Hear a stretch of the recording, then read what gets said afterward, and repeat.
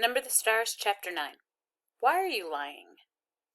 Anne-Marie went outside alone after supper. Through the open kitchen window she could hear Mama and Ellen talking as they washed the dishes. Kirsty, she knew, was busy on the floor, playing with the old dolls she had found upstairs, the dolls that had been Mama's once long ago. The kitten had fled when she tried to dress it, and disappeared. She wandered to the barn where Uncle Henrik was milking Blossom.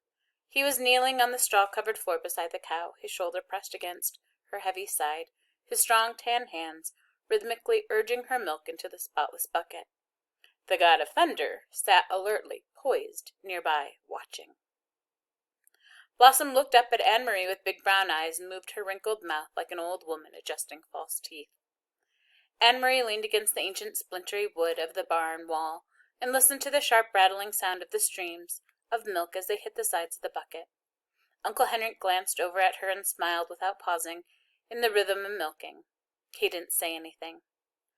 Through the barn windows, the pinkish light of sunset fell in irregular shapes upon the stacked hay. Flecks of dust and straw floated there in the light. "Uncle Henrik," Anne-Marie said suddenly, her voice cold, you are lying to me, you and Mama both." His strong hands continued deftly pressing like a pulse against the cow. The steady streams of milk still came. He looked at her again, his deep blue eyes kind and questioning. "You are angry," he said. "Yes. Mama has never lied to me before. Never. But I know there is no great Aunt Bertie.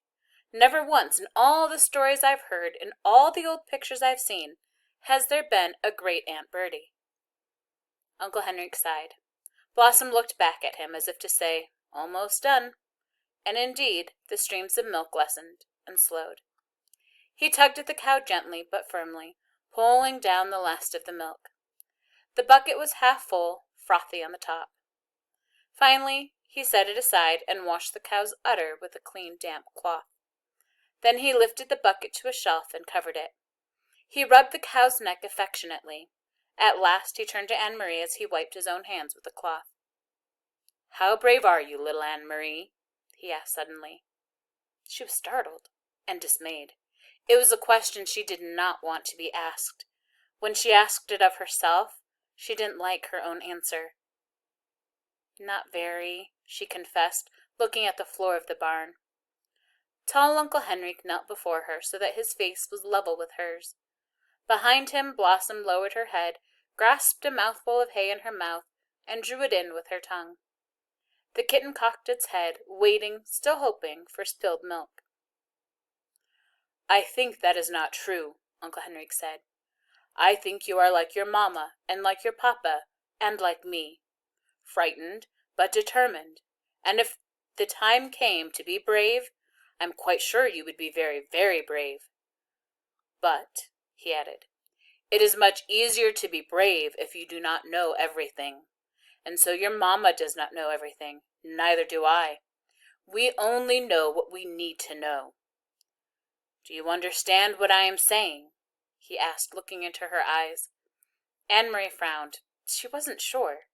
What did bravery mean? She had been very frightened the day, not long ago, though now it seemed far in the past, when the soldier had stopped her on the street and asked her questions in his rough voice.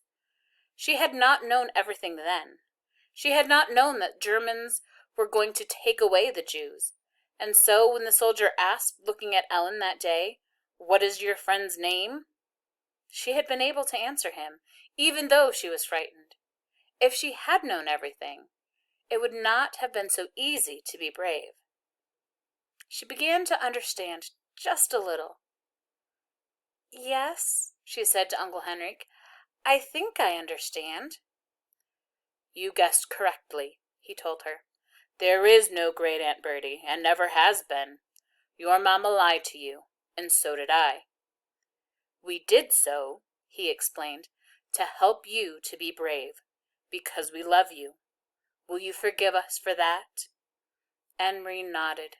She felt older suddenly. And I'm not going to tell you any more. Not now, for the same reason. Do you understand?" Anne-Marie nodded again. Suddenly there was a noise outside. Uncle Henrik's shoulders stiffened. He rose quickly, went to the window of the barn, stood in the shadows, and looked out. Then he turned back to Anne-Marie. "It is the hearse," he said. "It is great Aunt Bertie, who never was." He smiled wryly. "So, my little friend, it is time for the night of mourning to begin. Are you ready?" Anne-Marie took her uncle's hand, and he led her from the barn. The gleaming wooden casket rested on supports in the center of the living room, and was surrounded by the fragile, papery flowers that Anne-Marie and Ellen had picked that afternoon. Lighted candles stood in holders on the table and cast a soft, flickering light.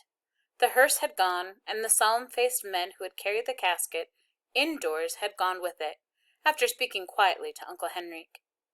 Kirsty had gone to bed reluctantly, complaining that she wanted to stay up with the others, that she was grown up enough, that she had never before seen a dead person in a closed-up box, that it wasn't fair.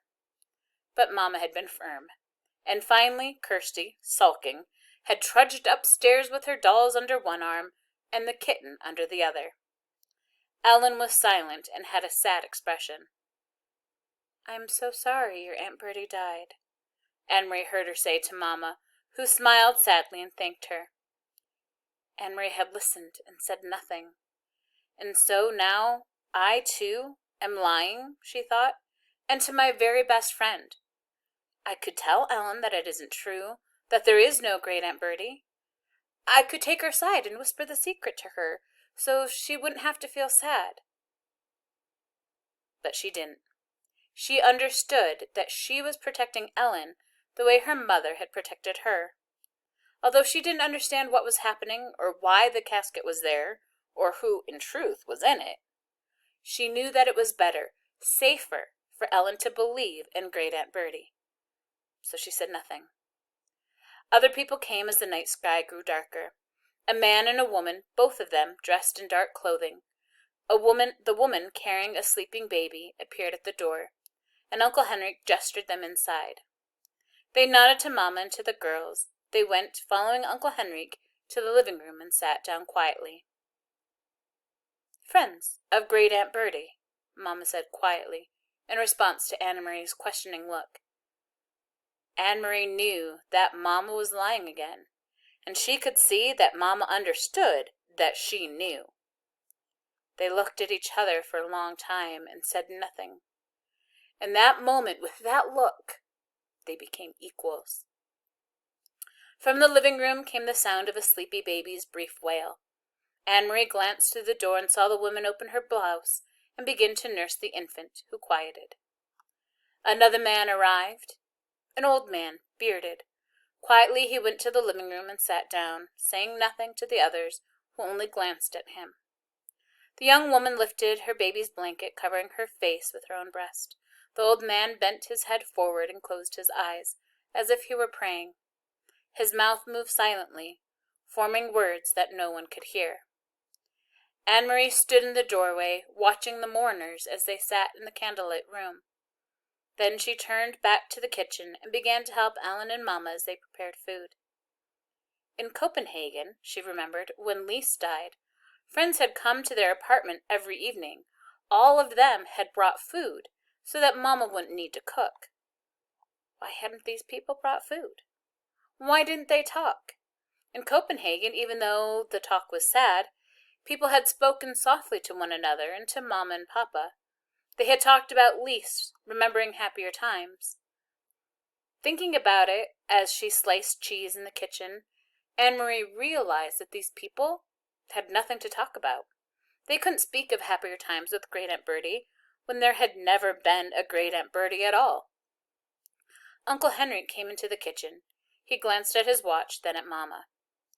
"It's getting late," he said. "I should go to the boat." He looked worried. He blew out the candle so that there would be no light at all, and opened the door. He stared beyond the gnarled apple tree into the darkness. "Good. Here they come," he said in a low, relieved voice. "Ellen, come with me."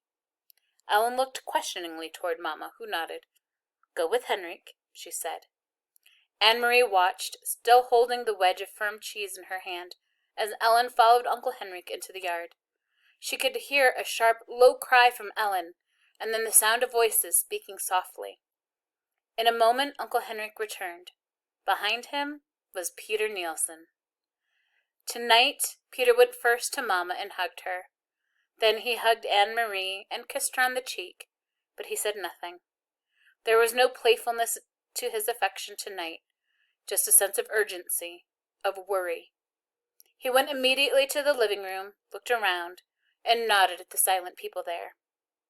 Ellen was still outside. But in a moment the door opened and she returned, held tightly like a little girl, her bare legs dangling against her father's chest. Her mother was beside him.